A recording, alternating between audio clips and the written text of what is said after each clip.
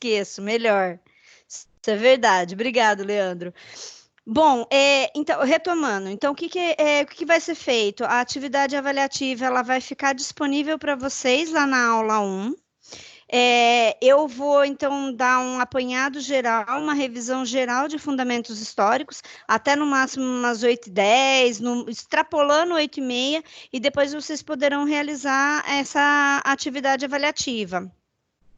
A atividade, ela vai poder ser realizada, ela abre a atividade para vocês 7h30 e vocês vão poder realizá-la até a meia-noite. Então, tem um tempo suficiente para vocês realizarem, mesmo após o término. Estou em dúvida em alguma questão. Eu vou estar aqui no Teams, vocês podem tirar toda e qualquer dúvida comigo.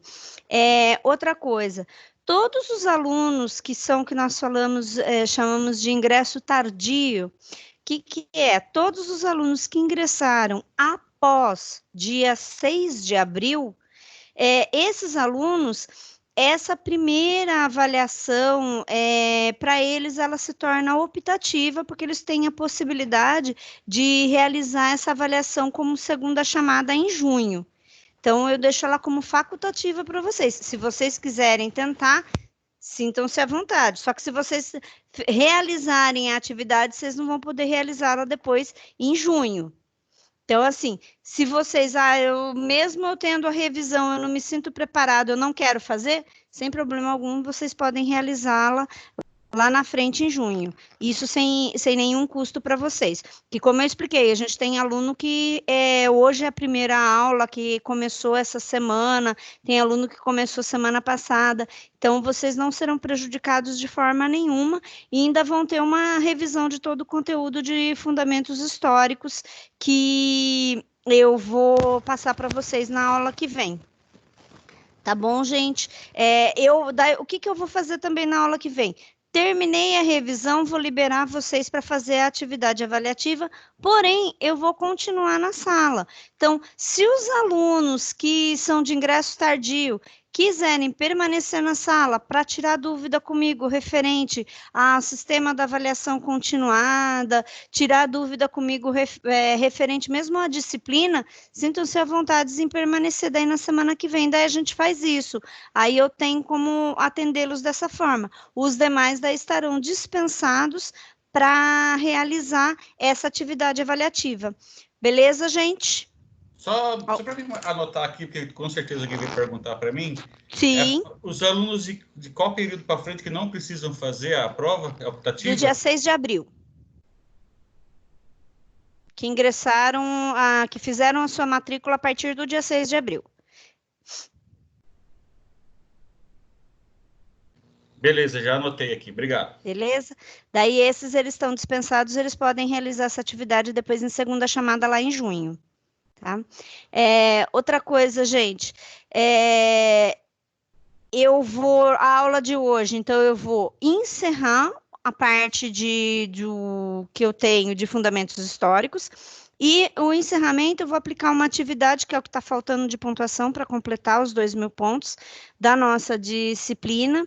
É uma atividade que vocês vão fazer de múltipla escolha, que ela já vai dar o gabarito e já dá o resultado para vocês. Essa atividade, ela não está disponível ainda, vai entrar a disponibilidade dela a partir das 8h30 e ela vai ficar disponível até meia-noite de hoje. São 10 questões envolvendo somente o conteúdo de direito romano e da Idade Média, que é o que a gente vai estudar hoje. Então, já é uma forma de vocês estudarem e já reverem o conteúdo que a gente trabalhou e o conteúdo que a gente vai trabalhar hoje, tá bom?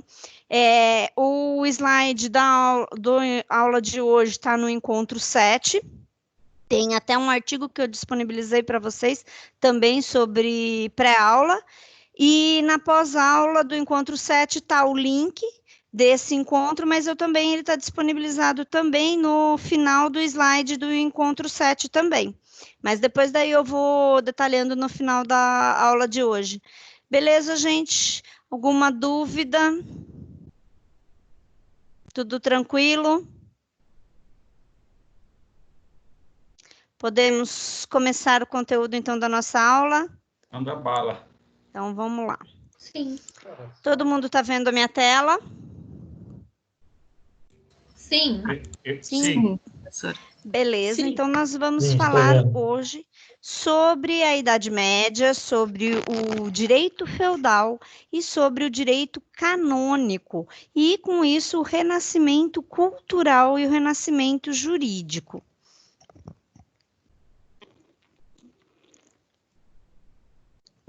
Antes de nós entrarmos na Idade Média, primeiro vamos falar um pouquinho como que se deu essa periodização que nós temos da história dividido em períodos. Isso foi uma convenção, então foi um conjunto de acordos e padrões que foram estipulados e foram aceitos. Essas normas, esses critérios, eles foram definidos pelos países anglo-americanos e acabaram sendo aceitos, e nós acabamos seguindo essa forma de se estudar essa padronização da história. Então, essa periodização, ela segue uma organização cronológica, tanto que vocês viram que a gente começou lá atrás, a gente não falou da pré-história, né, porque nem se sabia ler nem escrever, então, logicamente, não tem porquê em direito a gente estuda isso, que lembra que numa das primeiras aulas que a gente, lá no início, na aula 1, que a gente faz a diferença entre história e história do direito. Então, a história você estuda os acontecimentos e evoluções da humanidade, por isso que você começa com a pré-história, o estudo da história geral, e já para a história do direito, nós estudamos os acontecimentos e fundamentos que resultaram na normatização jurídica que nós temos do dia a dia. Por isso que a gente começa a estudar o direito na civilização antiga, e não na pré-história. Então, esses marcos que nós temos como determinando como fim de um período, ele não significa exatamente o registro do começo de um e fim do outro, mas sim o início de mudanças profundas que resultaram nesses marcos, nesses acontecimentos significativos que acabaram concebendo o início dessa nova período, dessa nova idade. Então, essa divisão da história, primeiro que eu tenho entre história e pré-história, ela se dá com o surgimento da escrita, que vai acontecer lá na civilização antiga, na Mesopotâmia, que a gente já estudou lá atrás, quando começa a escrita cuneiforme. Então, quando o homem começa a desenvolver a escrita, com a escrita cuneiforme pelos mesopotâmios, nós começamos a história e termina a pré-história. Essa fase da Idade Antiga, então ela vai de 4.000 a.C. até 476 depois de Cristo, ela compreende a queda do Império Romano do Ocidente, e ela estuda justamente a relação do Próximo Oriente, onde surgem então as novas civilizações, onde surge o crescente fértil, onde eu vou ter os primeiros habitantes do Egito, da Palestina, da Mesopotâmia, então das civilizações clássicas como a Grécia e a Roma, e depois eu vou para a Idade Média. A Idade Média ela vai de 476 depois de Cristo até 1453. Então nós temos dura cerca de 1.000 anos a Idade Média. Então aqui ela inicia-se com a conquista do Império Ocidente Romano e ela termina com a tomada da Constantinopla, que é o Império Oriente Romano que existia. Então, esse confronto é que vai resultar no término. Então, a Idade Média, basicamente, a gente vai estudar o fim do Império Romano. Na Idade Moderna, ele se caracteriza pela eclosão que eu vou ter a Revolução, ela termina com a Revolução Francesa. As principais características que eu tenho da Idade Moderna é a invenção da imprensa, os descobrimentos marítimos e o Renascimento. Então, ela se caracteriza por um modo de produção capitalista. Tanto que na aula de hoje, eu termino de falar com vocês sobre o início do direito comercial, porque eu começo a tratar do capitalismo, eu começo a tratar do comércio na Idade Média. Então, você vê que é uma transição da Idade Média para a Idade Moderna. Já a Idade Contemporânea, o marco dela é a Revolução Francesa, em 1789. Então, eu trago uma evolução da concepção que nós temos do direito, eu trago a nova ordem mundial, eu trago o início da consideração do homem como ser humano, então o tratamento dos direitos do homem, dos direitos humanos, e essa idade contemporânea ela segue até os dias de hoje. Essa convenção ela aconteceu por volta do século XIX.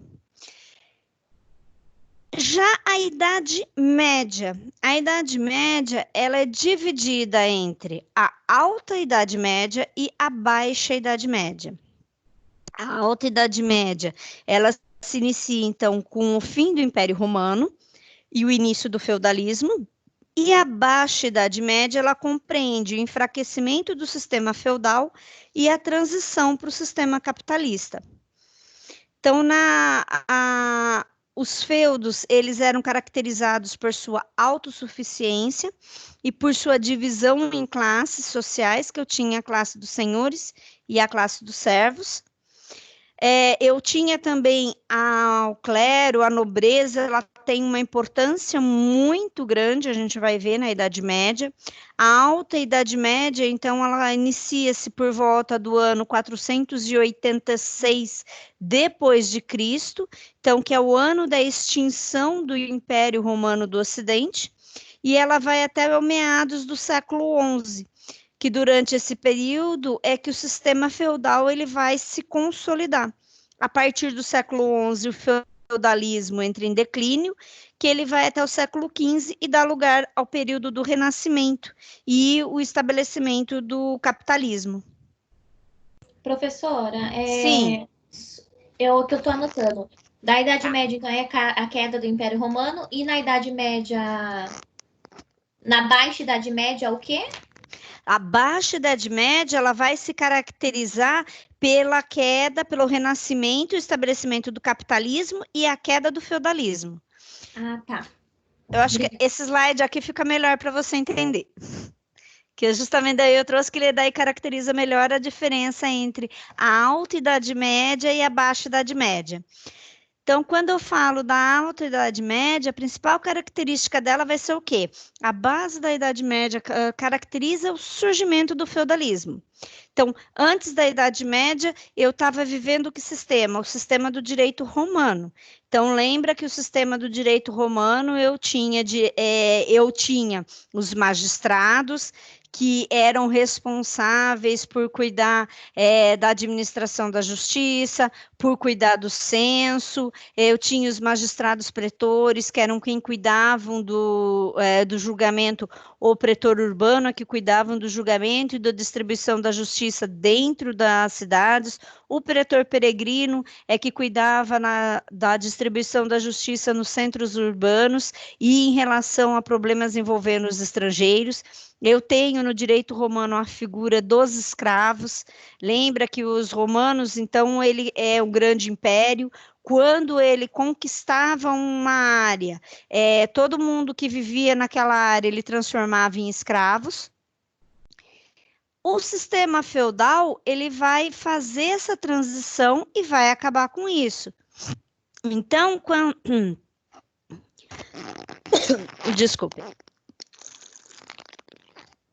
Então, a fragmentação do Império Romano, como ele existia, ele foi fragmentado em reinos. E esses reinos, eles passam a ser governados e administrados pelas nobrezas locais. E essa divisão, ela vai até o século XV. E depois se estabelece, permanecendo o surgimento. Então, o sistema feudal, então, eu tinha o império, ele divide as áreas que ele tinha do império. Aqui a gente está falando do Império Ocidental. Ele divide as suas áreas e entrega uma área para cada nobre, sendo que esse nobre, ele tinha um contrato de vassalagem com o imperador. Nesse contrato de vassalagem, então, ele se comprometia com o imperador a ser fiel a ele e se comprometia em cuidar daquelas áreas. Na Alta Idade Média, eu vou ter como marco principal o aumento da produção agrária, porque daí o que acontece? Como eu tenho essas áreas divididas em feudos, esses feudos, depois a gente vai ver no decorrer da aula de hoje, eles tinham uma grande produção. Um minutinho só, gente.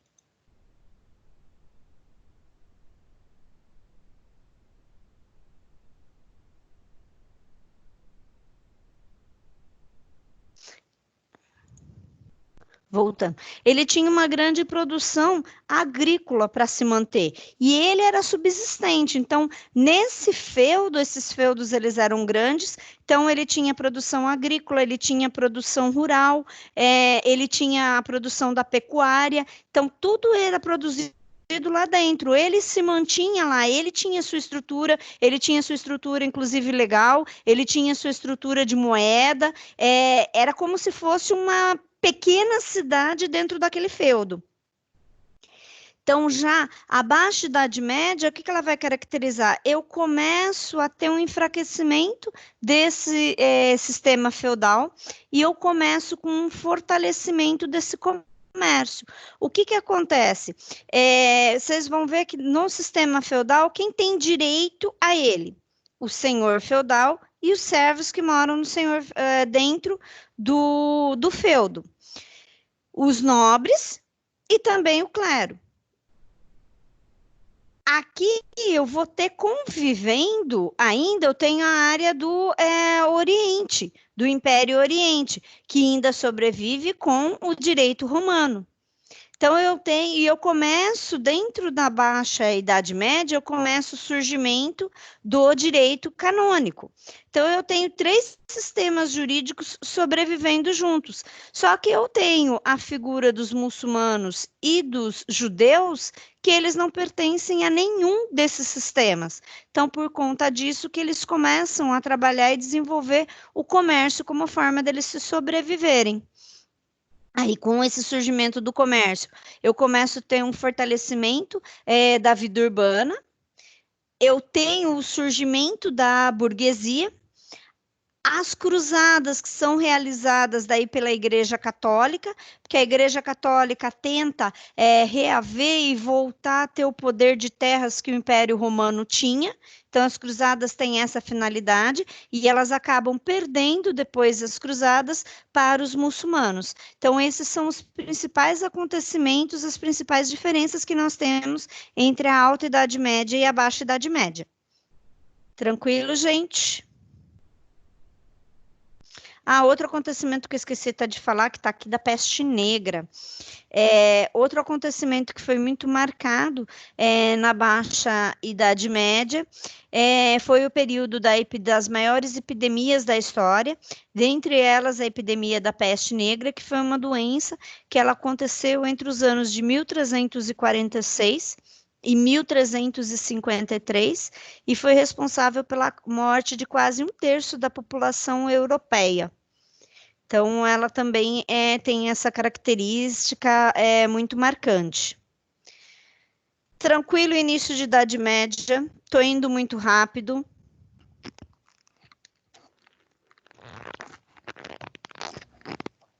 Vocês não falarem nada, eu vou tocando, então tá bom. Então, agora, aí a gente falou do início como que começou a Idade Média. Agora, e como que foi essa ocupação? Então, aqui, o Império de Carlos Magno é justamente essa ocupação que nós tivemos do que era antigamente o Império Romano do Oriente. Então, o Império de Carlos Magno, ele foi conhecido também como o Império de Carolíngio. Ele ocupava, então, a região central da Europa. O reinado do Império Magno, ele começou em 768 e ele vai até 814 com o falecimento dele. ele assume o trono em 768. Ele é considerado um dos mais importantes reis do Império Franco. Ele teve várias conquistas militares, ele desenvolve uma grande organização administrativa, implantada então pelos territórios dos seus domínios. Ele tinha um exército como característica, um exército muito forte, e ele faz a divisão, ele que cria os títulos de nobreza. Então, ele divide os territórios que existiam, que antigamente era o Império Romano do Oriente, ele divide esses territórios em condados, em marcas e províncias.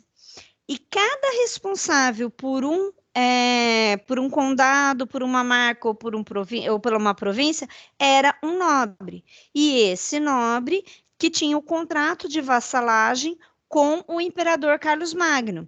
E esse nobre que é o senhor feudal. Então, ele que era o dono do feudo. Então, ele que começa a desenhar a estrutura da característica do sistema feudal. Então, as decisões políticas, em geral, elas eram tomadas no próprio palácio. Ele não tinha uma sede fixa. Então, a corte era basicamente constituída por seus familiares, por seus amigos e por membros do clero. Ele é coroado como imperador no ano de 800 pelo Papa Leão III. Então, ele tinha, com essa coroação, a ideia da Igreja Católica era fazer reviver o Império Romano do Ocidente, então, e tentar unificar novamente toda a Europa. Então, ele teve várias conquistas militares, as áreas, ele desenvolveu muito as áreas da cultura, as áreas educacionais, ele continuou, ele trazia como influência as escolas criadas pelos gregos. Então, ele trouxe novamente o sistema educacional, o sistema administrativo. Ele se preocupava muito em preservar a cultura grego-romana. Quando ele vem a falecer, os seus descendentes iniciam uma guerra na disputa do domínio do vasto império deixado por ele conquistado. Então, ele deixa 3 netos, o Lotário, o Carlos o Calvo e Luís o Germânico. E essa disputa do império resulta numa guerra civil, denominada como a Guerra Civil Carolíngia, e ela só chega ao fim com o Tratado de Verdun. O tratado foi assinado no ano de 843, na cidade de Verdun, por isso que ele recebeu o nome. Essa cidade ela fica localizada no nordeste da França. Então, com essa divisão, ocorre a aliança entre o Carlos e o Luís Germânico, e eles dividem da seguinte forma a Europa. Carlos o Calvo, ele fica com os territórios da França, e o Luís Germânico fica com a porção do território da Germânia, que é hoje a Alemanha, né? E já o Império, desculpa, cadê o Luís Germânico? Ele já fica com os Países Baixos. Um minutinho, gente. Cadê? Aqui.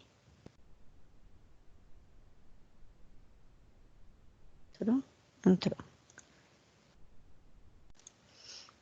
Então, deixa eu voltar aqui na divisão que eu estava. Então, com essa divisão, com o Tratado de Verdun, eles dividiram-se da seguinte forma, então. Então, o Lotário e o Carlos fazem um acordo e eles dividem o que era chamado de França Ocidental. Então, a parte de que hoje fica a França ficou com o Carlos, e o Luís Germânico, ele fica com a parte onde hoje é a Alemanha. que era a denominada França Ocidental. E já por sua vez, o Carlos Calvo, ele ficou com a parte da Lorena e Borgonha e os que hoje se denomina os Países Baixos. Então, essa foi a divisão que eles colocaram. Nesse período, mais ainda que se tem a visão que a riqueza ela era obtida pelo meio da quantidade de terras que se tinha, justamente por isso que se inicia daí definitivamente o sistema feudal. Então, eles pegam aquelas áreas que já tinham sobre administração dos nobres, que foram indicados pelo imperador Carlos, eles mantêm aqueles nobres, mantém aqueles contratos de vassalagem, só que agora cada vassalo ele fica designado para um novo senhorio, ou ele fica designado para o Lotário, ou para o Carlos, ou para o Luís Germânico. E assim inicia-se por completo o sistema feudal. Nós vamos ter, lembra que eu comentei com você? Então, aqui eu tenho uma convivência de 3 sistemas jurídicos diferentes que estão acontecendo no que antigamente era o Império Romano. Então, esse sistema é o que a gente chama de direito romano-germânico. Romano, por quê? Porque eu tenho o direito comum, que ele era oriundo do direito romano e do direito canônico, e o direito germânico, que ele era oriundo dos bárbaros, que eles que dominaram e que começaram a queda do Império Romano. Então, esse sistema românico, ou o sistema civil law, ele é um sistema jurídico que ele é baseado no fenômeno da codificação do direito. Lembra que na Roma eu começo a ter a codificação do direito com o Código Iuris Civilis pelo Justiniano, e eles vêm trazer então essa influência. O direito germânico, por sua vez, ele reflete o caráter dos povos, mas manifestando uma tendência individualista e subjetiva. Então, ele considerava, sobretudo, um poder de pertencer ao indivíduo, à família, à tribo, enquanto no direito romano eu tinha uma legislação que ela era mais completa, que ela era mais regida pela razão e pelo dever. Então, eu tenho essa comunhão que acontece dentro do sistema feudal. Então, a característica que eu tenho é o direito de tradição romano-germânica. Então, é a generalidade das normas jurídicas, que elas são aplicadas pelos juízes aos casos concretos, e ela difere do sistema jurídico anglo-saxão, que é o que a gente chama da common law, que ele já interfere em normas gerais a partir de decisões judiciais que eram proferidas a respeito de casos individuais. Então, o direito, para nós, aqui, qual foi a influência que isso trouxe para o direito brasileiro? O direito brasileiro ele é uma fusão entre o direito romano-germânico e o direito norte-americano. Tendo em vista que a gente tem na Constituição brasileira, eu tenho um sistema norte-americano baseado na common law, porque eu tenho a possibilidade da formalização de teorias por meio de jurisprudência. E o Brasil, ele também adotou a tradição romano-germânica pelo sistema civil, onde a gente tem uma construção do direito basicamente unificada pelo legislador, que é o que nós temos, o nosso direito ele é considerado um direito positivo.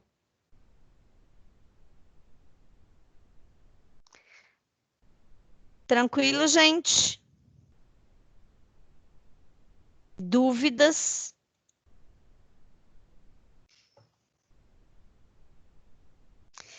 Então, vamos seguir. Então, e como que se dava esse sistema feudal? Então, o feudalismo em si, o que ele é? Ele, então, é um conjunto de práticas que ele vai envolver questões de ordem econômica, social e política que vigorou durante a Idade Média, principalmente na Europa Ocidental.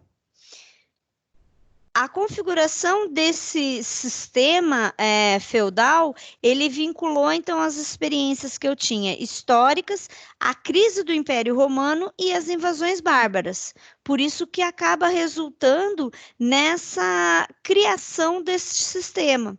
Porque a economia, ela teve uma retratação muito grande nas atividades comerciais, por causa que eles acabaram perdendo muito espaço de circulação por conta das invasões bárbaras. As invasões bárbaras, então, elas começam atingindo principalmente o centro, onde ficavam as cidades, onde ficava Roma. Então, foi o primeiro lugar que foi dominado pelos bárbaros. Então, com isso, o que aconteceu com os romanos, com a população que vivia lá? Eles fugiram dos centros urbanos e foram todos para a área rural. Todos migraram para o setor rural. Então, com isso, a produção agrícola passa a ganhar um caráter de subsistência. Então, eu tenho que ter um caráter que tudo que eu produzir, tudo que eu necessito para a minha vida, para o meu consumo, eu tenho que produzir aqui. Eu não posso ter a dependência de eu ter que voltar na cidade. Por quê? Porque se eu voltar para a cidade, eu vou dar de cara com os bárbaros, e eu não quero isso. Então, nesse período de crise que eu tive do Império Romano, ele acaba favorecendo, então, esse processo de ruralização da população e acaba empreendendo novas atividades nessa área rural. Com isso, eu tenho, com as invasões bárbaras, então eu tenho a crise nos grandes centros, eu vou ter o auge dessa civilização clássica. Então, essa ruralização, ela atinge as principais classes que viviam na Roma antiga. Eu tenho a liberação dos escravos. Os escravos e plebeus, eles passam a compor a classe de camponeses que vão servir o senhor feudal. Então, eles passam a ser a força de trabalho que vivia dentro do regime feudal. Eles viviam, então, num trabalho em regime de servidão. O camponês, ele estava sempre atrelado a uma vida rural e a ameaças constantes de conflitos durante a Idade Média. Então, ele não tinha muita opção. Ou ele vivia servindo o senhor feudal, ou ele ia acabar, se ele quisesse voltar para a cidade, ele acabava encontrando guerra na sua frente. Então, ele acabava se sujeitando a viver dentro do sistema feudal. O senhor feudal, por sua vez, ele era o detentor das terras. Então, ele que possuíam diferentes títulos de nobrezas, que eram os detentores dessas terras, eles eram responsáveis pela administração do feudo, eles eram responsáveis pela cobrança das taxas para a manutenção desse feudo, e também ele era responsável pela proteção militar de toda a área determinada de sua propriedade. Então, a autoridade era exercida pelo senhor feudal. A autoridade que ele mantinha dentro do feudo, ela era superior à autoridade dos reis, e ele que determinava a própria imposição de suas regras. Então, o feudalismo é um dos principais modelos que nós vamos ter de um poder político descentralizado, porque eu tinha um rei que governava um imperador que governava aquela região, mas em que pese eu ter um imperador, dentro daquela região eu tinha diversos feudos, cada feudo era administrado por um senhor feudal que ditava suas próprias regras. E apesar deles ditarem as suas próprias regras, para eles terem o direito e o acesso àquelas áreas, eles tinham um juramento de fidelidade ao rei que governava aquele império. E como que se dá esse crescente papel da evolução da igreja na Idade Média?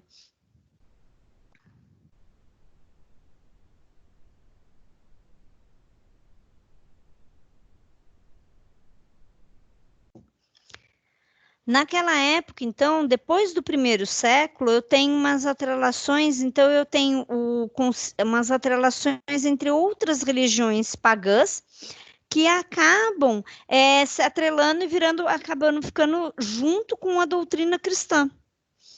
Então, com isso, eu tenho o Concílio de Nicéia, em 325 depois de Cristo, que ele vai apresentar as bases religiosas e ideológicas desta Igreja Católica Apostólica.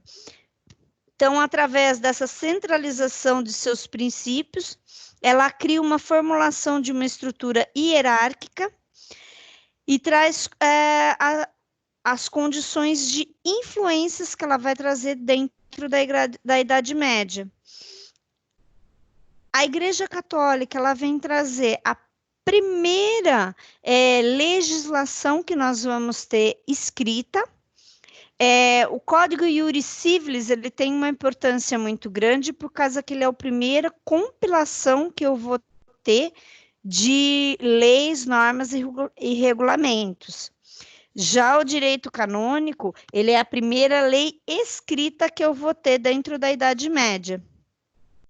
Então, ela estabelecia uma sociedade marcada por um pensamento religioso. A igreja, ela tinha uma organização da sociedade medieval, ela era dividida entre clero, nobreza e servos. Essa sociedade trazia um reflexo muito forte da igreja. Dentro da igreja, eu vou ter o alto clero e o baixo clero. O alto clero, que era considerada a nobreza do clero, era composto pelo Papa e pelos bispos, e já o baixo clero, ele era composto pelos vigários e pelos padres.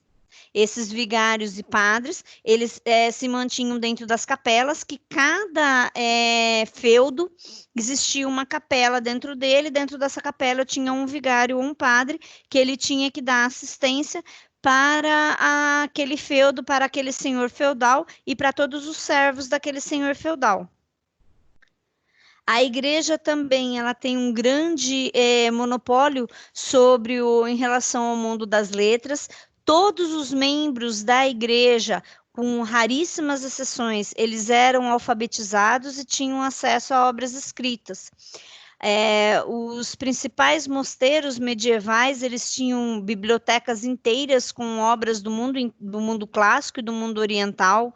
A gente tem dentro dessa Idade Média, um dos marcos principais que nós vamos ter de escritores, São Tomás de Aquino. Tem vários escritos de São Tomás de Aquino, de Santo Agostinho. Então, são dois membros da igreja que produziram tratados filosóficos que acabavam dialogando muito com os pensadores da antiguidade, com os filósofos gregos. Mesmo diante de tanta influência, a igreja ainda ela tinha muitas manifestações dissidentes, ela tinha muitas pessoas que eram contrárias ao seu posicionamento. Então, todos que eram contrários ao seu posicionamento, ela denominava que eles praticavam seitas, que eles eram pagãos e que eles eram hereges. Então, em 1054, eu tenho como marco uma grande ruptura dentro da igreja interna, que eu vou dar a origem à igreja bizantina. Essa ruptura, ela é denominada como o cisma do Oriente. Com essa ruptura, eu tenho uma crescente, uma evolução dentro da igreja católica, com o desenvolvimento da Igreja Católica, e depois eu vou ter uma expansão até chegar dentro do que nós vamos chamar do Tribunal medieval. Mas antes da gente falar, a gente fala da Santa Inquisição depois. Então, aqui é um aumento gradual que eu vou ter, um aumento crescente que eu vou ter da participação da igreja moderna. Então, é da igreja na Idade Média.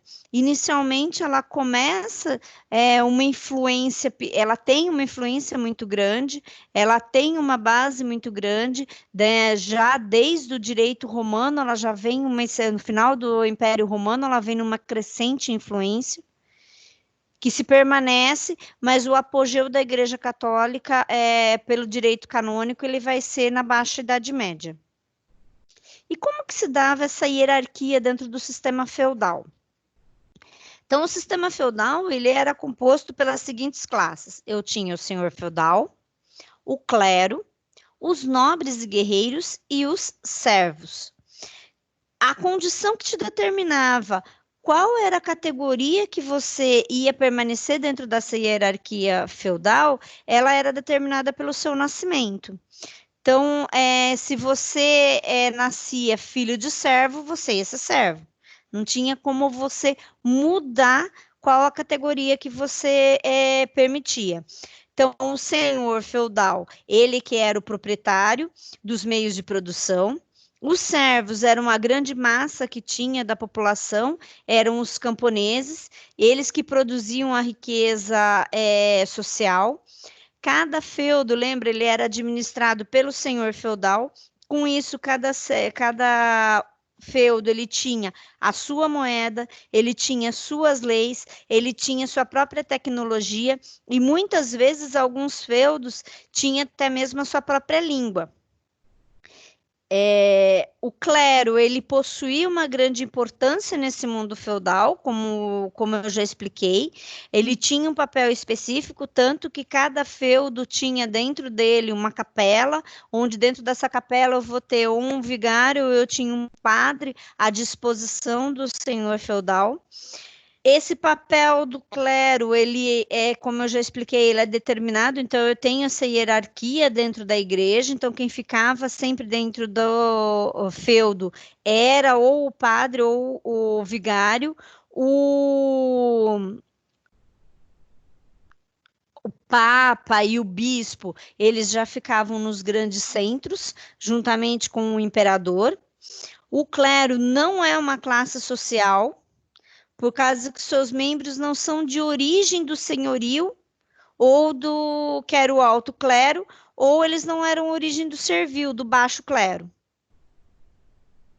Então, essa que era a estrutura que eu tinha, a divisão que eu tinha em relação à hierarquia do sistema feudal. E como que se dividia o sistema econômico? Primeiro, todas as áreas do sistema feudal, elas tinham ou um rio que passava pelas suas áreas, ou elas tinham, como essa imagem que eu trago para vocês, elas tinham um lago que cercava a sua propriedade. Então, por quê? Porque eu tinha a necessidade, justamente por isso que esse período, ele é considerado pelo crescente fértil. Por quê? Por causa que nesse período os senhores feudais se utilizavam das enchentes que tinha dos rios frates. Então, quando eu tinha enchente, após a enchente eu realizava as plantações e eu tinha com isso, guardando dentro dos meus moinhos, a alimentação suficiente para manter toda a população, para manter o senhorio durante o período da baixa das águas. Então, os feudos, eles eram a base econômica do sistema feudal, eles eram grandes extensões de terra e eles eram divididos basicamente em 3 partes. Eu tenho o manso senhorial, que é o que fica aqui perto do castelo. Esse manso senhorial, ele era da propriedade do senhor feudal. Ele, então, tinha tudo que era produzido nesse manso senhorial era do senhor feudal, só que quem trabalhava nessas áreas, quem cuidava dessas áreas, eram os seus servos. Já o manso servil, essa parte aqui que a gente vê aqui embaixo, era a terra que os servos tinham para que eles produzissem. Então, eles podiam aqui cultivar animais, eles podiam realizar as plantações. Então, nesse manso servil, nessa terra, ele tinha que produzir o que fosse necessário para a sobrevivência dele e de sua família. Em troca dele poder fazer o uso do manso servil, ele tinha diversas obrigações, diversos encargos que ele pagava para o senhor feudal.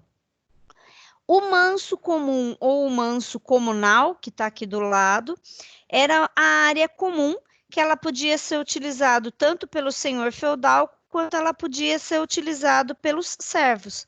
Essa área comum, ela incluía, então, os pastos, ela incluía toda a área do moinho, toda a área de produção que eu tivesse, de estrutura, equipamento, de tecnologia, ele ficava tudo dentro desse manso comum.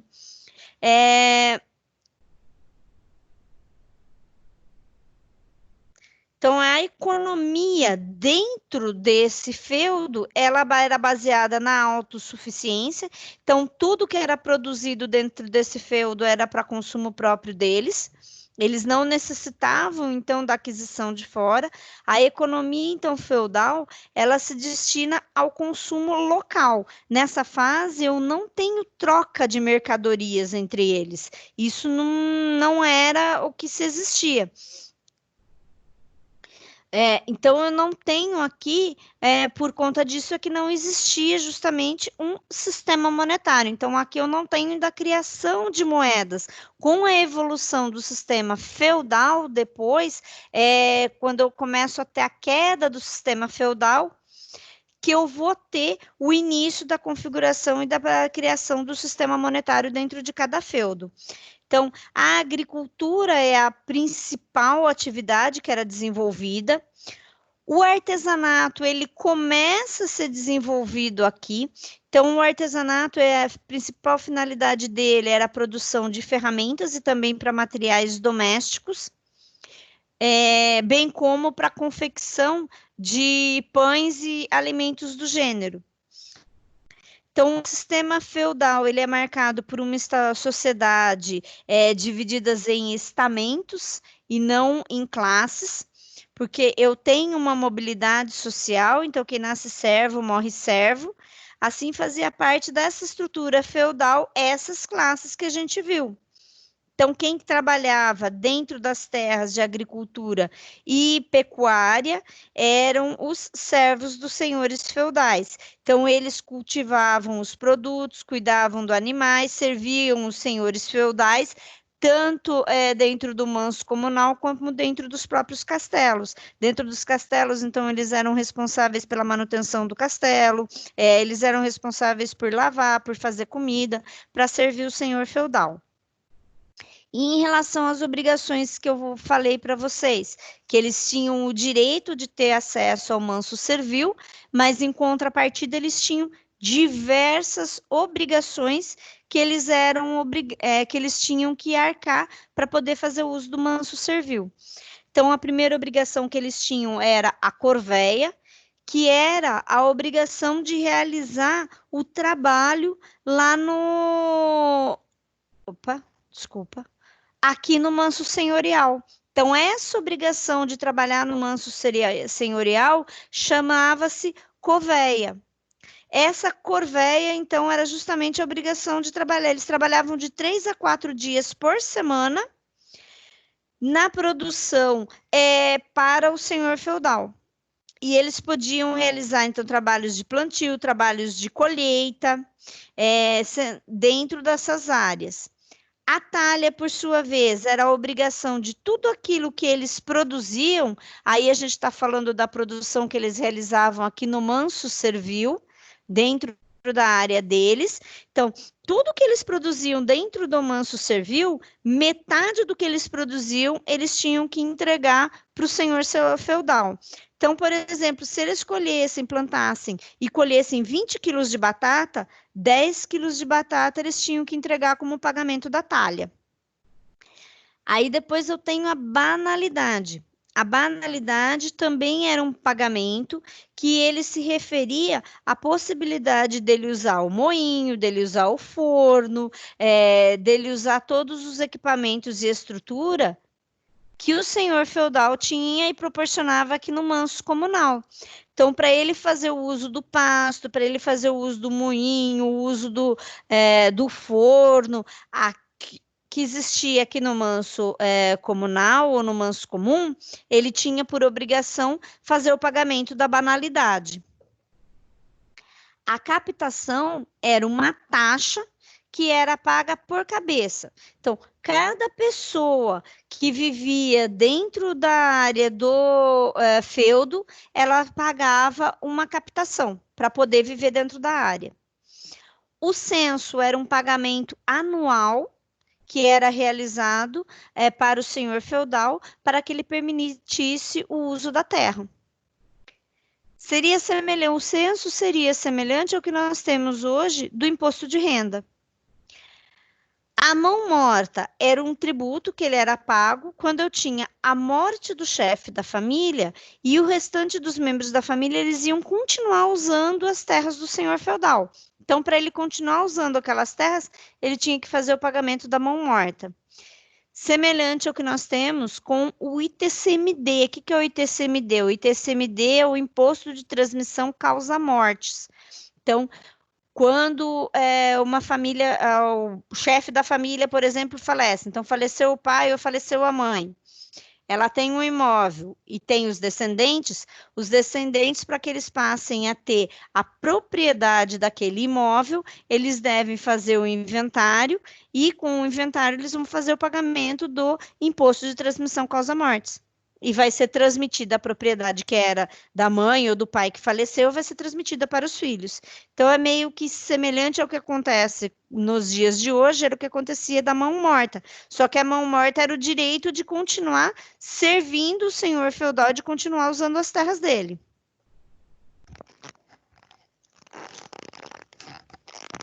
O tostão de Pedro era pago à Igreja Católica. Ele correspondia a 10% da produção do servo, daí a ideia a origem do dízimo.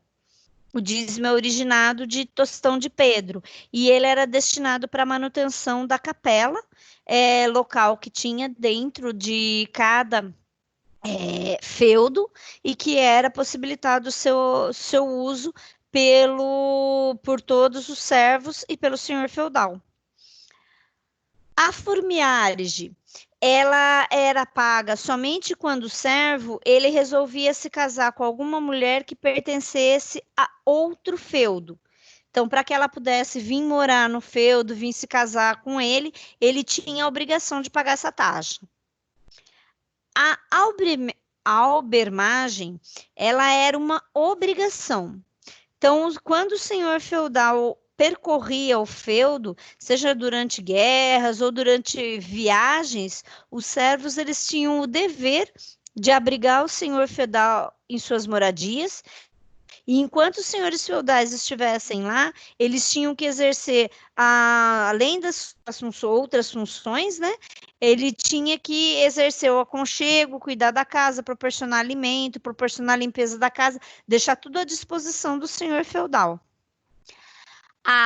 A núdova era um imposto direto, que ele era a obrigação que alguns servos tinham de trabalhar em construção ou reparo de castelos, de cavas, de construção de muros, toda e qualquer obra que fosse necessária à defesa da terra, à defesa do espaço do senhor do feudo. Eles estavam sujeitos a esse tributo, ele era obrigatório. E com o passar do tempo, quando eu tenho a criação da moeda, ele passa a ser obrigatório o seu pagamento por meio de uma quantia em dinheiro.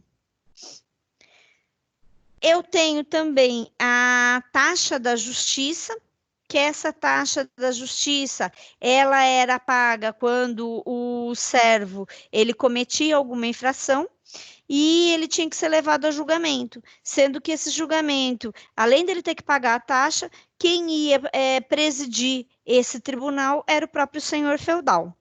Então, essas são uma das principais taxas que eles tinham que pagar para poder fazer uso das áreas do senhor feudal. Tranquilo, gente? Você falou que o pessoal não conseguia subir na hierarquia lá, né? Sim, ele não conseguia migrar, ele não conseguia deixar de ser, se ele nascia servo, ele não conseguia deixar de ser servo. Tá, se um servo casasse, vamos lá, com uma moça de uma classe maior, ou seja, ela descia para baixo. Não podia. Não era Não permitido. podia. Não podia. Certo. Não era permitido isso. Tanto que assim, que nem o formiaride que tinha, era se ele casasse com alguma mulher que fosse serva em outro feudo. Ele não podia casar com alguém que fosse da nobreza. Tanto que por isso que você tem aquelas histórias de contos de fadas, né? Que o príncipe se encanta por uma plebeia e vai casar por uma plebeia. Por causa que na origem do sistema feudal isso não podia acontecer. Entendi. Seria como se fosse uma afronta, né, professora, ao próprio senhor feudal, né? Sim, exato. Então era proibido, não era permitido, eles não podiam casar, não podia ter mesclar as classes. As classes não, desculpa, porque não eram classes, né? Não é classe social. A gente vai ter diferença de classe social depois quando a gente fala na Idade Moderna. Sim. Eram títulos. Eram títulos. Mas eles podiam perder os títulos também. Eles podiam perder os títulos, aí eles se tornavam servos. Mas um servo ganhar o título, isso não podia acontecer. O contrário não podia acontecer. Entendi. Professor, eu não consegui anotar todos os impostos. Eu anotei só algum, que era o imposto para morar no feudo, o imposto para usar o moinho forno, o tostão de Pedro, o Vamos lá, formiar. eu volto. Peraí, vamos lá, eu volto. Não tem problema, eu volto. Peraí. Você pegou o da Corveia? É que eu anotei a explicação. Ó, o da Corveia é o que é para morar no feudo. Da Corveia é o que é para você trabalhar no feudo. Eles pagavam até para trabalhar, meu Deus. Até para pagar. Eles pagavam para trabalhar. A gente paga até hoje. Se você for ver, a gente paga também, né? Ah, mas pelos meus cálculos, eles passavam fome, coitado. Não, eles pagavam para tudo, não sobrava nada para eles, né? Se você for ver, porque metade da produção já tinha que entregar pro senhor feudal. Tudo bem que a gente paga, dependendo do valor da sua renda, a gente paga quase 30%, né?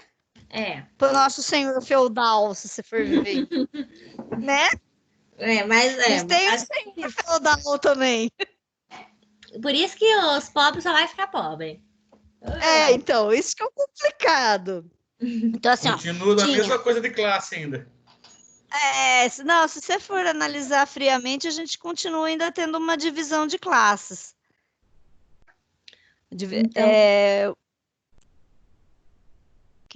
Então, vamos lá. Então, a corveia era a obrigação que eles tinham de trabalhar lá no manso, que é na propriedade do senhor feudal. Então, eles tinham que, de 3 a 4 dias da semana, eles tinham que trabalhar lá. A talha, tudo que eles produziam na área deles, então, a corveia, eles tinham que trabalhar de 3 a 4 dias aqui no manso senhorial. A talha era o período, então, tudo que eles produzissem no manso servil, metade eles tinham que dar para o senhor feudal. A banalidade era tudo que tinha no manso comunal, então o moinho, o forno, o pasto, tudo que existisse que tinha dentro do manso comunal, ele tinha para ele poder fazer uso, então ele tinha que pagar a banalidade. A captação era a taxa que ele pagava por cada cabeça que tivesse que vivia dentro do feudo. O censo era o pagamento anual que ele fazia para o uso da terra. A mão morta era semelhante ao ITCMD que nós temos, então era o imposto que era pago. Então morreu o chefe da família. Para os restantes do membro da família continuar usando a terra, eles tinham que pagar a mão morta. O tostão de Pedro era o dízimo, então era 10% da produção, o servo pagava para a igreja. O formariage era pago se ele casasse com uma mulher que fosse de outro feudo, então para trazer ela para morar nesse feudo, ele tinha que pagar também uma taxa. A albermaragem ele pagava para hospedar o senhor feudal, era obrigação, não era um pagamento, era uma obrigação que ele tinha, então, de cuidar e dar hospedagem para o senhor feudal. A núdova era o imposto que ele pagava para trabalhar, primeiramente, então ele tinha a obrigação de trabalhar. Depois, quando eu estou na queda do período feudal, que eu começo a ter a criação da moeda, aí ele se torna uma quantia paga em dinheiro. Então, a princípio, a anaduva era uma obrigação de servir, de trabalhar. Depois, quando na queda do Império Feudal, ele começa a ser uma obrigação paga em dinheiro. E a taxa da justiça, ela era paga quando o servo cometia alguma infração, então, para ele ter acesso ao julgamento. Para ele ser julgado, ele tinha que pagar. Tranquilo? Agora eu copiei, professora. Tava faltando só uma morta. É que eu não tinha colocado os nomes, mas obrigada. Nada, imagina. Bom, agora a gente vai lá para o outro lado. Então, aqui a gente falou de onde era o Império do Ocidental da antiga Roma. O Império Ocidental não, o Império Oriental da antiga Roma, que teve a queda e que foi dominado pelos francos. Agora a gente vai lá para o Império Romano Ocidente. No Império Romano Ocidente, eu vou ter, então começa a ter o colapso do Império Romano. Então, que foi um dos maiores golpes que ocorreu, foi em 395 depois de Cristo. O imperador Teodósio, ele divide, então, o Império Romano entre o Império Romano do Ocidente e o Império Romano do Oriente. Em 330, o imperador Constantino cria a cidade de Constantinopla, em sua própria homenagem. Então, no local, antigamente, era o berço Bizâncio, por isso que vem o Império Bizantino. Então, o Império Bizantino, ele fica principalmente na cidade de Constantinopla. Essa cidade, ela é cercada por águas e ela tem uma impotente fortificação.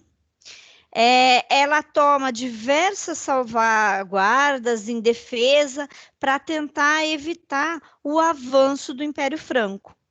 Então, com o passar do tempo, o Império Bizantino ele alcança grande prosperidade econômica. O principal imperador que nós vamos ter é o Justiniano, que ele vive de 527 depois de Cristo até 565.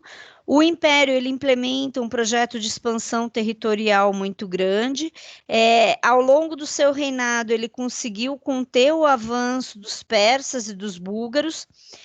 Ele empreende, então, com a expulsão dos vândalos do norte da África, então ele consegue conter, ele consegue segurar ao máximo o término do Império Romano. Tanto que o que caracteriza o fim da Idade Média é justamente a queda de Constantinopla. Então, quando ocorre a queda de Constantinopla, é a marca do fim do Império Romano. Então, ao longo do reinado Justiniano, ele também criou diversas leis. Ele é responsável pela criação do Iuris Civilis, o chamado Corpo do Direito Civil. Então, ele traz vários movimentos de cargas tributárias pesadas também na tentativa de evitar essas campanhas de aumentar as campanhas militares e de evitar a queda de Constantinopla. O Império Bizantino ele teve várias influências, principalmente da cultura grega asiática. Então, ele era o setor do Império Romano mais culto que existia. Justamente por isso que ele que é responsável pela codificação, pela criação do Código Iuris Civilis. Eles também repudiavam a adoração de imagens, eles tinham um movimento de divergência doutrinária muito grande. A Igreja Católica, a Igreja Católica Apostólica Ortodoxa, ela acaba se formando numa aliança muito forte com o Império Bizantino. Na Baixa Idade Média, então, o Império Bizantino dá os seus primeiros sinais de enfraquecimento, e o movimento da Cruzada e as sanções comerciais que começam a ter nas cidades italianas, principalmente, elas acabam sendo responsáveis pela desestruturação desse império. Então, no século XIV, a expansão turco acaba ocupando a Ásia Menor e acaba reduzindo o Império Bizantino somente à cidade de Constantinopla, que em 1453 ela acaba sendo tomada pelos turcos, acaba lá se tornando a região onde hoje é a Turquia. Constantinopla hoje recebe o nome e é conhecida como Istambul. Então, onde hoje é Istambul, antigamente era onde existia a Constantinopla.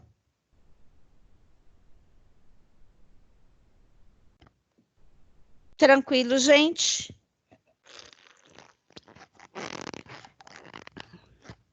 Pode seguir?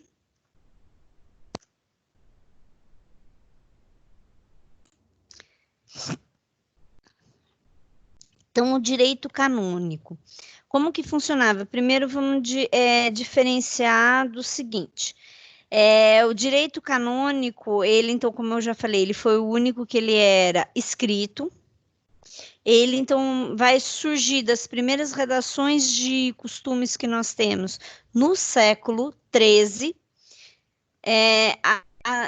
Por isso que ele já entra, o direito canônico começa a se fortalecer e começa a surgir, então, na Baixa Idade Média. Então, ele cria suas sistemáticas, eram criadas através de codificações. O direito ele era objeto de trabalhos de doutrinas que se constituíam numa ciência do direito. Então, ele era mais um direito laico que, evidentemente, um direito influenciado pelo canônico. Então, a igreja ela vai aumentando, visando aumentar o seu poder e na necessidade de ter um direito próprio, ela acaba criando esse conjunto de normas.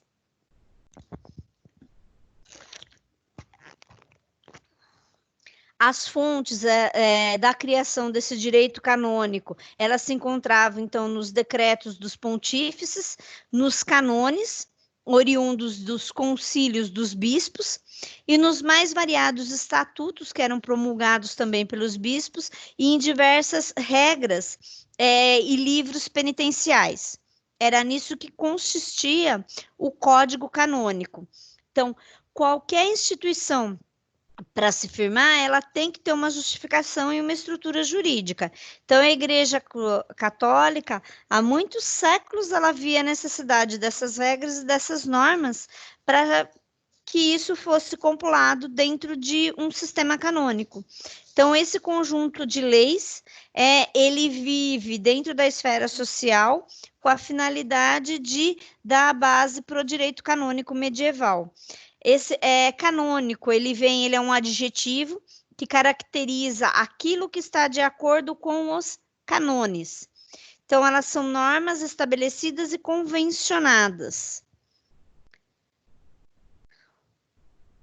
Então, esse código, ele acaba dando orientação de como que era a disciplina eclesiástica que devia ser realizada na época. Ele definia também a hierarquia administrativa dentro do clero da igreja, quais eram os direitos e os deveres dos fiéis católicos, determinava também quais eram os sacramentos e quais as possíveis sanções por transgressões das normas. Então, tudo isso estava previsto dentro desse código do direito canônico. Tinha essa ideia, a ideia deles de trazerem o direito canônico era com a finalidade de organizar e de tentar compilar todas as ideias existentes. Então, eles queriam, na realidade, ter uma ordem da execução das tarefas e o objetivo de organizar a vida das pessoas dentro da igreja. Essa que era a finalidade da criação do direito canônico medieval. No no século XIII é criada a Santa Inquisição, o Tribunal da Santa Inquisição. Ele era dirigido pela Igreja Católica Romana, era uma espécie de um tribunal religioso e ele julgava e condenava todos aqueles que eram contra os dogmas pregados pela Igreja Católica ou que eram considerados alguma espécie de ameaça a essas doutrinas. Todos os que fossem condenados, todos os que fossem perseguidos e acusados, eles eram chamados de hereges. Então, eles eram denunciados, eles eram perseguidos, eles eram julgados e condenados.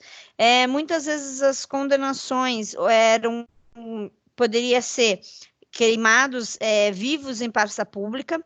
A pena mais leve que eles tinham era a pena de prisão.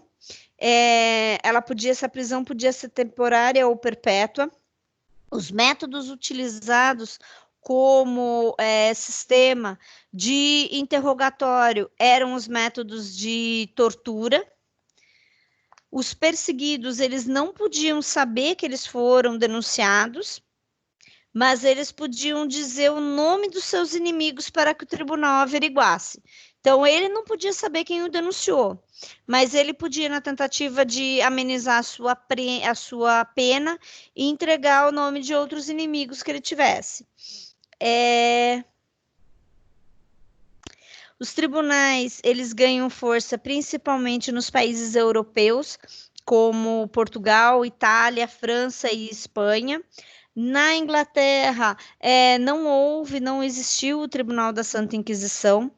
Muitos cientistas na época foram perseguidos e foram censurados e até mesmo condenados também à fogueira. Dentre eles, nós temos o italiano Galileu Galilei, que ele foi condenado à fogueira.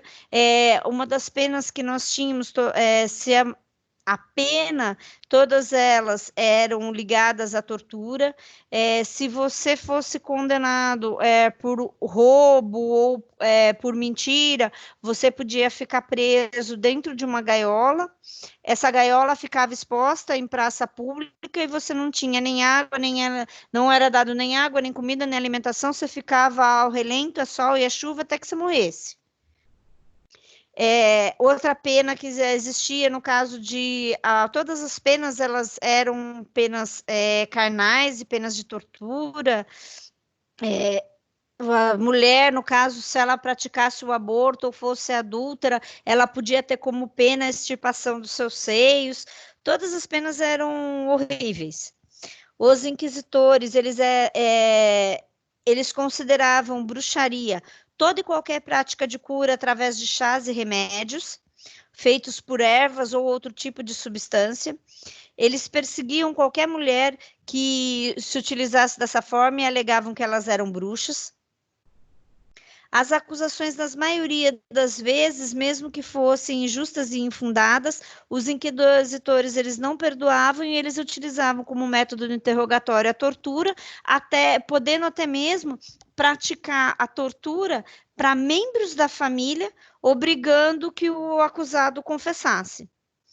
Então, várias pessoas acabaram sendo torturadas, acabaram sendo presas e queimadas vivas durante esse período. Gente, confesso que para montar essa aula eu tive pesadelo.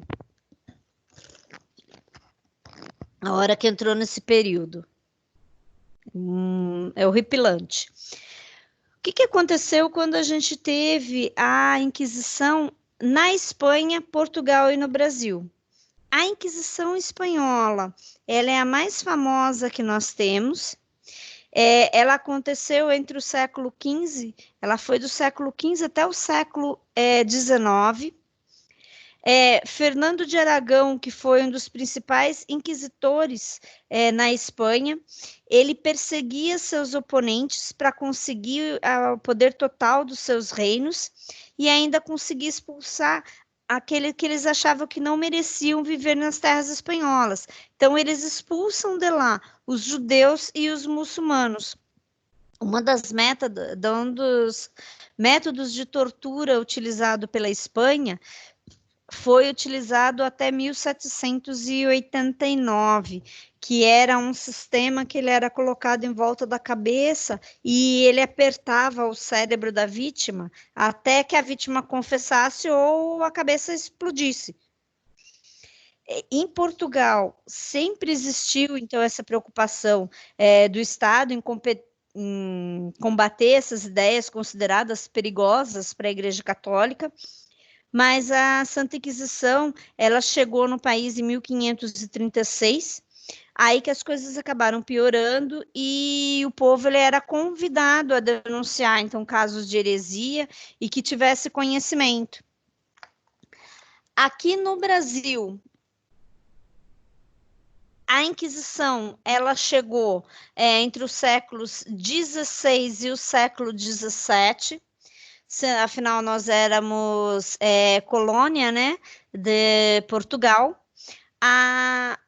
Na segunda metade do século XVI, a Igreja Católica ela deu início ao que se chamou de Contra-Reforma e ela começa a trazer os reflexos da Igreja Católica para dentro do Brasil. Aqui, dentro do Brasil, esse foi chamado Tribunal de Santo Ofício. Ele foi um dos principais instrumentos utilizados de controle e coordenação da conduta dos católicos aqui no Brasil. A primeira visitação que se teve desse Tribunal do Santo Ofício no Brasil foi no ano de 1591, e os membros da Inquisição eles visitaram principalmente o estado de Pernambuco e da Bahia. Eles vieram com o objetivo de verificar suspeitas de atividades heréticas nessas regiões. Antes dessa data, apenas 2 casos de condenações eclesiásticas foram registrados aqui no Brasil, o de Pero do Campo Tourinho, que foi acusado de blasfêmia em Porto Seguro, na Bahia, e o de Jean de Boles, o francês calvinista, também na Bahia. As suspeitas, então, de heresia aqui no Brasil, elas eram investigadas pela Inquisição e elas estavam associadas, em sua imensa maioria, à figura do cristão, então, dos novos cristãos, então, dos judeus que eram convertidos ao cristianismo e que vieram de países como a Holanda e a França e que foram atraídos pela nossa economia açucareira. Aí a gente vai tratar agora das corporações de ofício. Agora melhorou. As corporações de ofício, elas são importantes porque elas trazem 2 marcos para nós. Ela traz um marco para a criação do direito do trabalho e ela traz também um marco para o início do que nós vamos tratar de sendo do direito empresarial. Direito empresarial é na 4ª geração do direito comercial. É o primeiro período do direito comercial. Então, o que eram essas corporações de ofício? A princípio, elas começaram como associações com fins religiosos. Então, essas associações... Elas eram criadas com a finalidade de se organizarem para realizarem os cultos. Desculpa, achei que estava apitando para entrar de novo.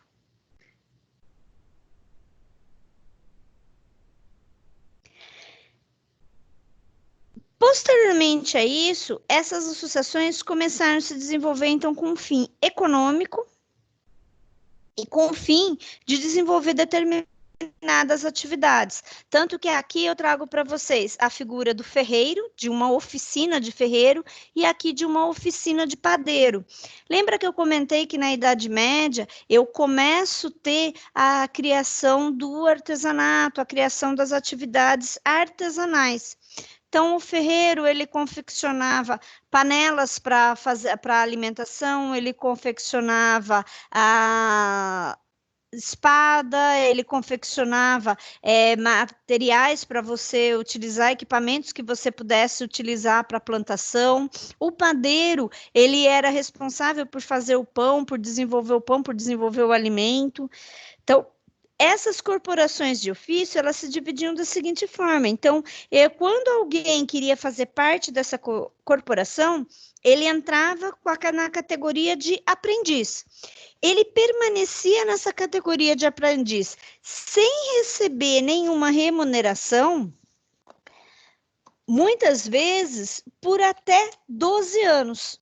Então, ele entrava muitas vezes como criança e ficava nessa categoria de aprendiz. Para que ele ficava nessa categoria? Até que ele aprendesse o ofício. Quando ele aprendia esse ofício, aí ele era promovido à categoria de oficial. Quando ele assumia a categoria de oficial, ele passava a ter uma remuneração pelo serviço que ele desenvolvesse. Por isso que eu falo que ele é o início do que nós temos do direito do trabalho, porque você exerce um trabalho para receber uma remuneração. Então, o oficial, primeiro ele trabalhava como aprendiz, aprendendo aquele ofício. A hora que ele aprendia, ele se tornava oficial e ele recebia uma remuneração pelo trabalho que ele executava. Quando terminava, se ele queria se tornasse o oficial, passou um tempo, ele já tinha exercido e aprendido exatamente o ofício, já tinha aprendido também como administrar a oficina, e para que ele fosse dono de uma oficina, ele tinha que ter o título de mestre. Para ele ter o título de mestre, então ele tinha que fazer uma prova e pagar uma taxa.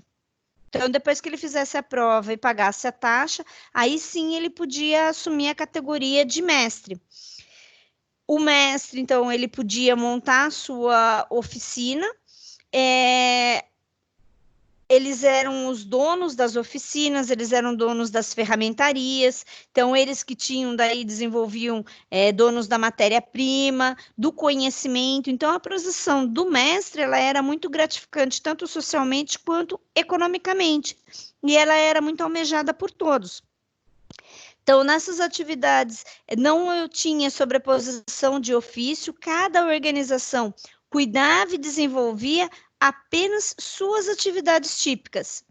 As corporações, elas também ocorreram aqui no Brasil, só que aqui no Brasil elas adquiriram formas mais adequadas ao local e ao seu tempo. Essas corporações, elas foram associadas também aqui no Brasil no nascimento da maçonaria. E por que também a gente fala que as corporações de ofício, elas acabam trazendo o início também do direito comercial? Porque aqui, esses mestres, eles cobravam para o serviço que eles executavam. Então, o serviço do ferreiro, o serviço do padeiro. Então, lembra que dentro do feudo, eu começo a ter, aqui eu já estou na queda do sistema feudal, então eu já começo a ter a circulação de moedas. Por que também ocorre essa circulação de moedas?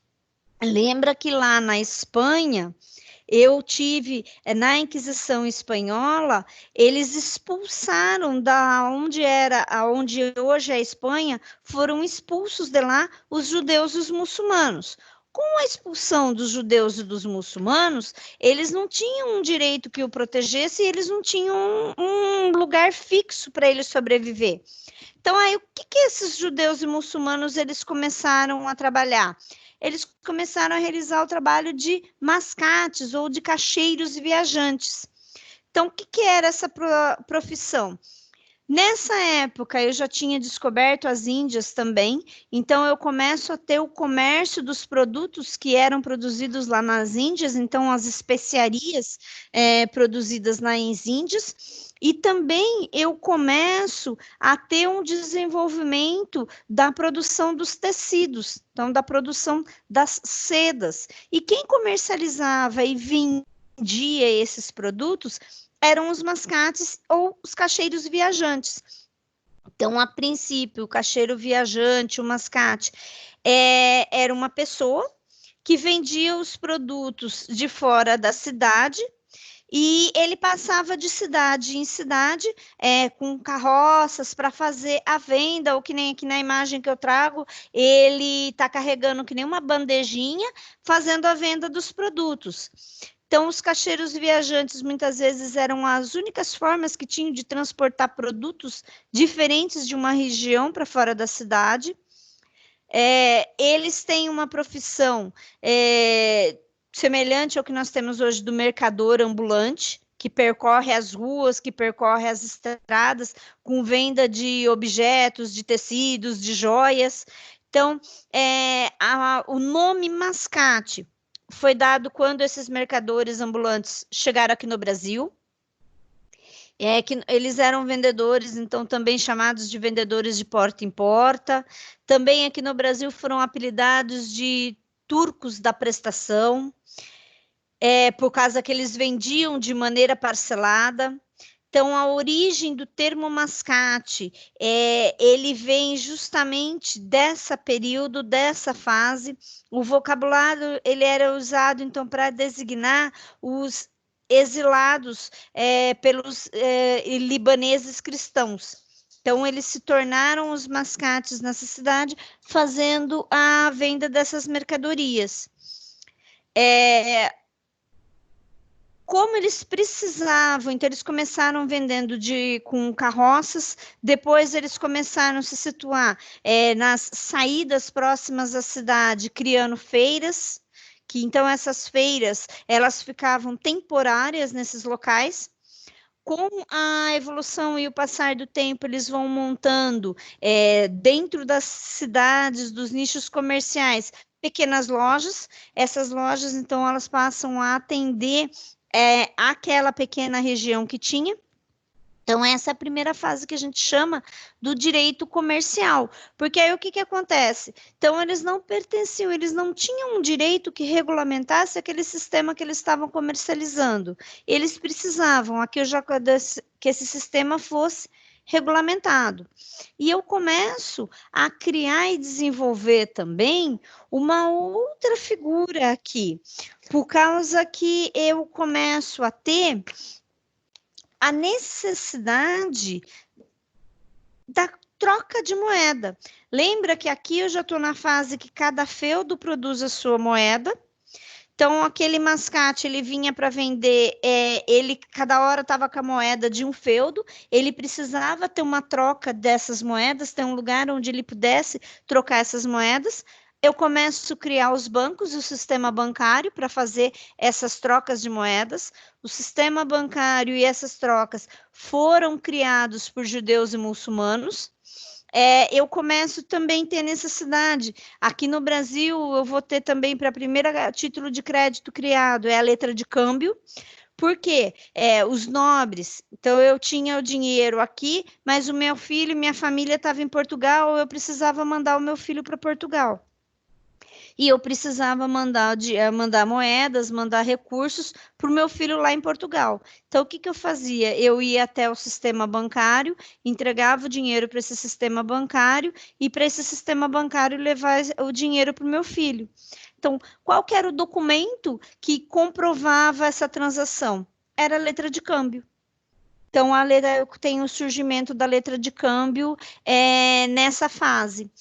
Aqui eu já estou começando a entrar dentro da fase da Idade Moderna, onde eu vou começar a ter as primeiras navegações.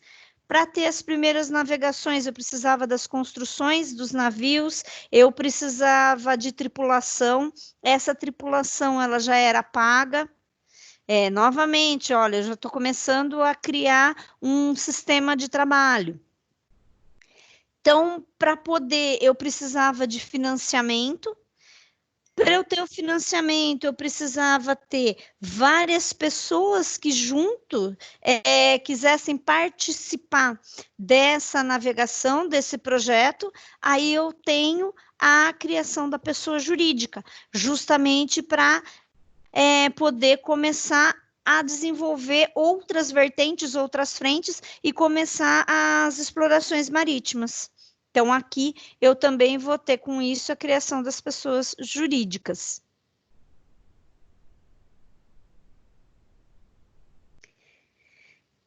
Então, eu vou iniciar o direito comercial, o primeiro período do direito comercial. Então, o homem, ele promove uma série de evoluções que acabam facilitando o fluxo das mercadorias e das atividades comerciais. E com a criação de moedas, eu tenho a necessidade da criação de bancos. Com a criação de bancos, eu tenho a necessidade da criação dos financiamentos. Criação de financiamento, eu tenho o surgimento das pessoas jurídicas. Surgimento das pessoas jurídicas, eu vou acabar tendo o surgimento da Bolsa de Valores, que inicialmente as bolsas de valores não era como a gente tem com a venda de ações, e sim a Bolsa de Valores, ela foi criada para venda de produtos. Então, para venda de sacos de cereais, para venda de tecidos, e diversos outros institutos que vão sendo criados nessa Idade Média. Essas civilizações, elas não haviam, então, uma legislação comercial especial, ela se inicia nessa Idade Média. Esse período do comércio, ele é ligado ao comércio itinerante, então o comerciante, o caixeiro viajante ou o mascate, ele levava as mercadorias, então, de uma cidade para outra, ele ia através de estradas, sempre em caravanas, sempre em direção, depois da segunda fase, ele começa a realizar as feiras nas entradas ou nas saídas da cidade. Elas começam a se tornar famosas nas cidades europeias. Com a evolução das feiras, eu vou começar a surgir os mercados, que nada mais é do que as feiras cobertas. Após a evolução dos mercados, eu vou ter a criação das lojas, que tem a função já de uma venda constante num lugar fixo e determinado. Então, a Idade Média, o comércio, ele chega num estágio mais avançado e começa a ter as primeiras características do direito comercial. Nessa época, justamente, que começa a se apresentar, então, essas raízes, e fala-se, por isso, na primeira fase do ramo do direito comercial. Então, nessa época, o comércio, ele é praticado em cada região de uma forma desvinculada da outra, já que eu não tenho um poder político central capaz de impor as regras. A primeira codificação a tratar do direito comercial, que vem compilar isso como um direito comercial, foi em 1804, na França, onde aí eu tenho a criação do Código Comercial. Aqui no Brasil, nós vamos ter a criação do Código Comercial como influência do Código Civil Napoleônico, em 1840. O Código Comercial vigorou no Brasil de 1840 até 2002, quando ele foi parcialmente revogado pelo Código Civil. Por que parcialmente? Porque continua em vigor até os dias de hoje a parte que trata do direito marítimo. Ela não foi revogada ainda, ela continua em vigor. Então, o Código Comercial, ele vinha tratar desse sistema comercial, desse sistema de pagamento, desse âmbito de incidência que existia da troca de mercadorias e dessa atividade mercantil.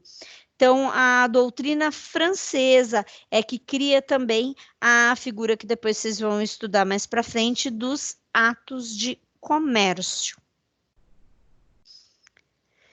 Beleza, gente? Falei um monte. Dúvidas?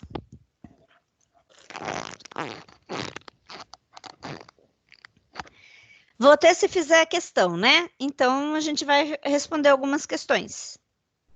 Que justamente eu programei para a gente ver esse conteúdo, para ver se vocês têm alguma dúvida ou não, vocês precisam rever esses conteúdos, pesquisar e responder algumas questões. Então, eu fiz o quê? No slide seguinte, tem uma atividadezinha, são 10 questões só que tem, dentro do Forms, para vocês responderem. Referente ao conteúdo, então são 10 questõezinhas envolvendo o direito romano e envolvendo a Idade Média. Essa atividade, cada questãozinha vale 100 pontos, essa atividade ela vale 1000 pontos. ela já está aberta para vocês poderem realizar. Vocês respondendo, ela já dá para vocês o resultado. Já dá o feedback se a resposta está certa ou está errada. Já dá também o gabarito para vocês. E já dá a pontuação de cada um feito. Beleza? Alguma dúvida? Fale. Professora, qual Pois que não. eu vou abrir? Oh, pera. Uma de cada vez. Eu cliquei, fala que o formulário não está aceitando resposta. Eu cliquei no formulário que está no slide. Peraí, deixa eu Eu ver não lá sei então. se mais alguém teve esse problema. Peraí. Eu já ia perguntar onde que eu acho. Acabei de ter o mesmo problema. Ué, peraí, deixa eu ir lá. Deixa eu ver o que é isso. Eu tinha colocado para ele funcionar a partir das 8 horas.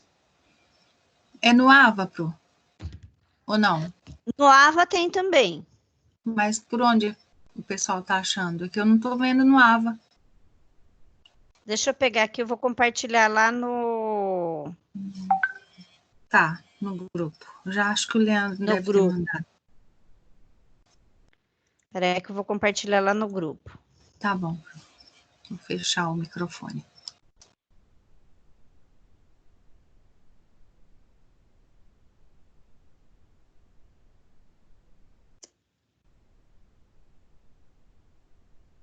Eu compartilhei lá no grupo. Gente, desculpa, eu tinha colocado o dia errado. Tá, professor, eu só fiquei com uma dúvida que, igual, em 1840 começou o Código Comercial no Brasil. E na França eu não consegui anotar lá a data. Na França, em 1808. É o primeiro código comercial que existe no mundo, é o francês em 1808. É o Código Napoleônico. Obrigada. Nada. Beleza, gente. Então, justamente eu quero o quê? A gente vai dar, vamos dar o intervalinho, depois a gente volta daqui uns 10 minutinhos, mais ou menos, que eu quero saber se vocês conseguiram acessar, conseguiram entrar. Justamente porque eu quero saber se vocês estão com alguma dúvida, alguma dificuldade, alguma coisa, para realizar os questionários. Professora, Não tá dando eu erro. fui. Tá dando erro. Eu fui tentar entrar aqui agora, não tá dando, não. Agora fala que não tem permissão. Acho que não sei se está Isso. aparecendo todo mundo. Ué? Deixa eu ver. Esse problema mesmo tá dando. Falando para entrar com o seu e-mail. Ai, perdão. Eu esqueci de colocar que é só com o link que acessa. Por favor, tentem agora ver se vocês conseguem acessar. Por isso que eu gosto de colocar em aula e verificar se vocês conseguem Agora abriu. acessar. Abriu? Beleza, gente. Então, Beleza. eu quero que vocês... a preenchimento dessas questões faz parte. Eu fico daí à disposição de vocês para qualquer dúvida que vocês tenham.